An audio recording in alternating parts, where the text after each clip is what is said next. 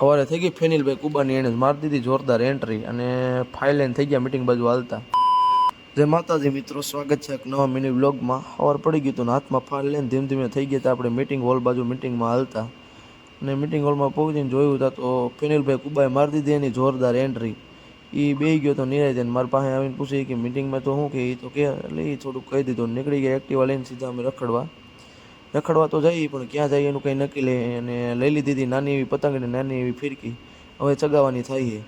અને એક્ટિવા લઈને હું નીકળી ગયો સીધો ઉત્તમનગર બાજુ. અને રાત પડી ગઈ હતી ને રાતે હું સોસાયટીની બહાર બેઠો હતો કેમ કે જવાનું હતું હોસ્ટેલ અને 4 વ્હીલ આવીની રાહ હતી ને આવી ગઈ હતી 4 વ્હીલ. તો અમે 4 વ્હીલ લઈને સીધા નીકળી ગયા હોસ્ટેલ બાજુ.